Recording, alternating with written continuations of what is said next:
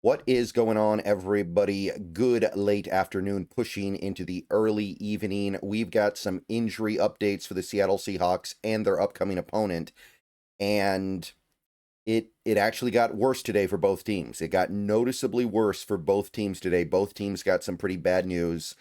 So let's go ahead and take a look at it. I know we got a football game on right now. I know the first football game of the year. We're a few minutes into it, but let's go ahead and go through the injury report now, and we'll turn our focus to actual football after we're done. So we got Nemhauser here, Hawk Blogger. Shout out to him, by the way. He was the only one on my Seahawks list that actually posted the full injury report for both teams instead of just one. So we're going to go ahead and highlight his tweet today. And let's zoom in on the part that we really care about first with the Seahawks. As you can see, things kind of went in the wrong direction today. And while there's nothing to really be afraid of yet, I wouldn't be alarmed yet, there are some concerning signs. So let's just kind of go from top to bottom at this point. Let's start with Jake Bobo, who was limited in participation again. So he didn't go backwards. That's cool. But didn't go forward either. And again, a concussion is kind of a nebulous thing. It's not entirely clear whether or not he is likely to be able to play on Sunday. And while I don't think he's a big loss, there is some special teams value there.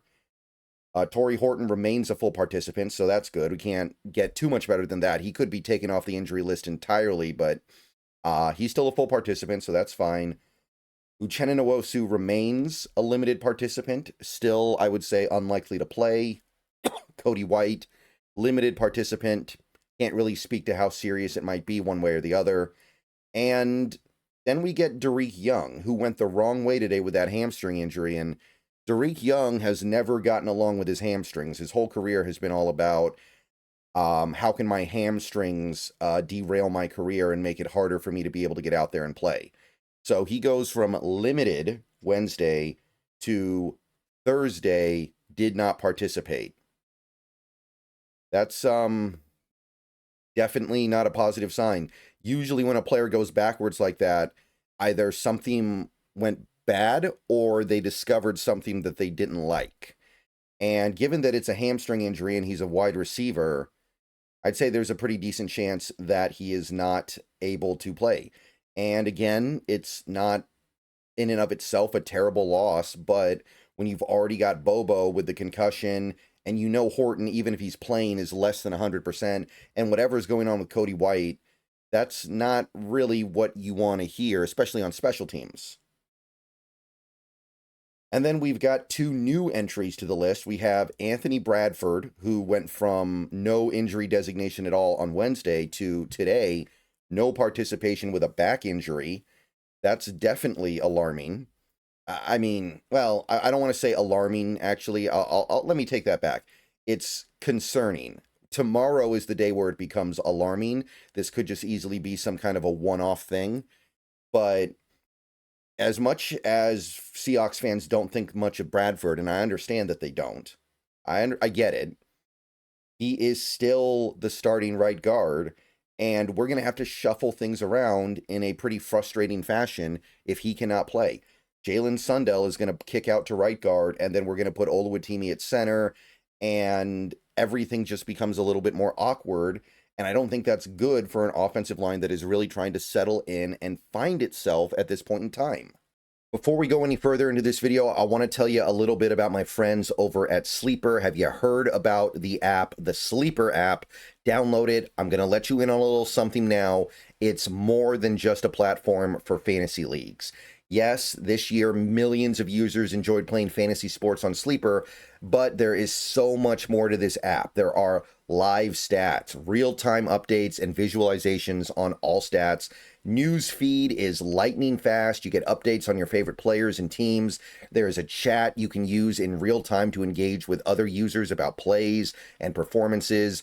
All kinds of fun stuff like that over there. So download the Sleeper app, the #1 sports app today. Experience it yourself. Use promo code SBN to get a $100 match on your first deposit. Terms and conditions apply. See Sleeper's terms of use for details. Currently operational in over 25 states. Check out Sleeper today. SBN promo code. Back to the video. So definitely worth monitoring there. Back injury, and the fact that he went straight to a DNP is definitely a negative sign. We also had Woolen show up on the DNP list here with an illness, but I'm not really worried about that. I'm not concerned about an illness. It's Thursday. Even if he's still sick on Sunday, they can pump him full of meds and send him out there and he'll be fine.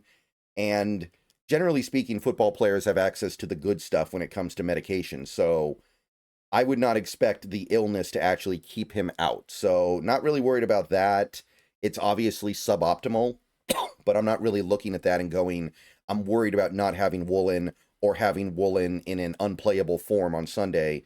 I'm just hoping that he can kick it soon, but I'm also aware that football players have a ways to get back on the football field, even if they haven't kicked an illness yet, and that should be fine. Okay, so that's it for the Seahawks side of things. It's not what you really wanted to see. The Bradford thing in particular, I know Bradford, a lot of Seahawks fans don't like him, and a lot of Seahawks fans are not high on him, but there is a definite cost to him not being out there. Now we go to the Niners side of things, and for the most part, they did okay today, right? They did okay for the most part with these injured players or players listed on the injury report. But there was one thing that happened today that has to have them very alarmed. So let's go through the easy stuff first. We had a bunch of players listed as full participants yesterday. Ben Barshk, he was still full. Kalia Davis, still full. Isaac Garendo, still full. Bryce Huff, still full. Mac Jones, still full. Sam Okuayinonu, still full. Jason Pinnock, starting safety for them, still full participant. Upton Stout, still a full participant. Jordan Watkins, still a full participant. Michael Williams, full participant. And Trent Williams, who did not have an injury in the first place, full participant. So that stuff's all fine. Now, some of these other players, right? Like Grossmatos, he went from a DNP to a limited participant today, so he moved in the right direction. Jordan James remains a limited participant with the finger injury. Jawan Jennings remains a limited participant with the calf injury. And then you've got Dominic Pooney remains limited. Jordan Watkins went from did not participate to limited participation, so that's a step in the right direction there. So a lot of this stuff is actually looking pretty good, right? If you are a Niners fan, you're liking a lot of what you see here, but then there's this one thing right in the middle here that has to alarm you because of the trend line with this player. It's Christian McCaffrey with the calf injury, limited participant after not being on the injury report yesterday. The Niners are betting a lot on Christian McCaffrey having a bounce back 2025 season. They're betting a lot on him being a very good player for them this year. And if Christian McCaffrey is inhibited in any major way, that derails a lot of their offense. That takes away a lot of what they want to do. And he was hurt last year. He missed most of the season last year. He didn't do a lot last season. He's old. He's got big miles on him. He's somebody that has been driven into the ground by his offensive coordinators over his time in football. So Christian McCaffrey popping up a few days before the first game of the year with a calf injury, I mean, I've seen it, and I know that if you've been paying attention to social media, you guys have too. This was definitely something that caught them, and they're not thrilled about it. So it's just one. Everything else is fine, more or less, right? Like everybody else either moved in the right direction or stayed the same. And most of them stayed the same as a full participant. So there's not a lot to really be concerned about there.